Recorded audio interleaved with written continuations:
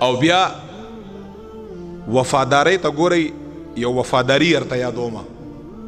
د رمضان کریم او دا حدیث امام حاکم په مستدرک کې او امام احمد ابن حنبل په مسند احمد کې عبدالله ابن عمر نه روایت کړی دا حدیث تاسو د رمضان کریم وفاداری ته ګورئ نن ورسره زمونږ وفاداری ده مونږ سره څوک نه یي خو مونږ اسکاک نه یې کړی مونږ سره هیڅ څوک هم نه یي خو مونږ خوراک نه یې کړی چې څومره موانع دي موانع منع کوونکي شیان مونږ کله کله ځان لم یو خو مونږ نه یې کړی ځکه زمونږ ایمان دی زمونږ ججمنټ رب کا مونږ ته رب ګوري دا زمونږ یو وفا د رمضان کریم سره چې بفضل الله تعالی انشاءالله مونږ سر ته رسو کوشش وکړو چې په ښه طریقه باندې د عباداتو د اذکارو ډکه رب لا یزال ته وسپارو څومره وفا ورسره مونږ خو هغې نه زیاته وفا یې تا سره ده نبی علیه صلات وسلام فرمایي امام حاکم په مستدرک کې روایت کړی دی الصیام والقرآن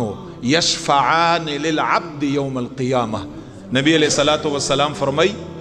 روجې میاشت به په ښایسته شکل او صورت کې قیامت په ورځ باندې راشي یو ښایسته جسم به وي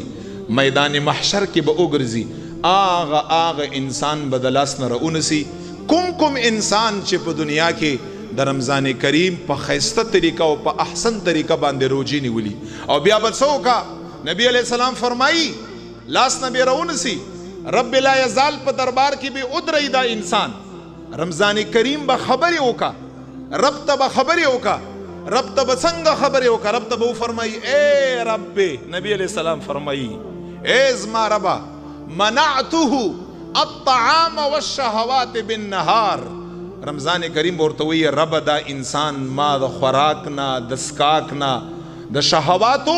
پوره کېدو نه په ورځ کې منع کړی ما احترام یې کړی فشفعنی فیه رب نن د دغه انسان ستا په در کې شفاعت کړمه وی بخا گناهونه معاف کړه جنت ته داخل کړه نبی علیه الصلاۃ والسلام فرمایي فیشفعان دلته ته یو خبره کوم هغه نکته ته بیانوم شفاعت به ډېر خلک کا خو هیچا ته دا پته نشته چې رب ته به قبول وي که نه رب قبول که که نه خدا یاد لره چې مهر نبوت د شفاعت د قبلېدو په کومو دو اعمالو باندې لګېدلی دی په هغې دو اعمالو کې یو قرآن دی یو روژه ده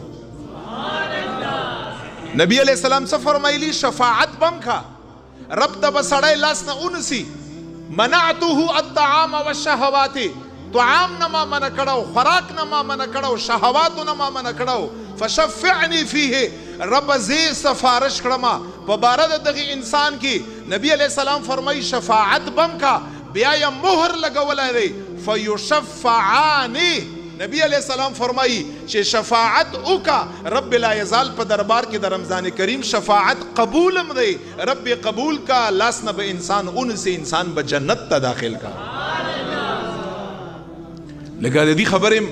زموږ سره ګارنټي ده چې رمضان کریم چې شفاعت کا دا شفاعت مشفع دی قبول کړی شوی دی په دې کې څه خبره نشته او قرآن به راشي قرآن به ورته فرمایي موږ تاسو تلاوت کړو منعته النوم خدای پاکه په تراویحو کې به ودرېده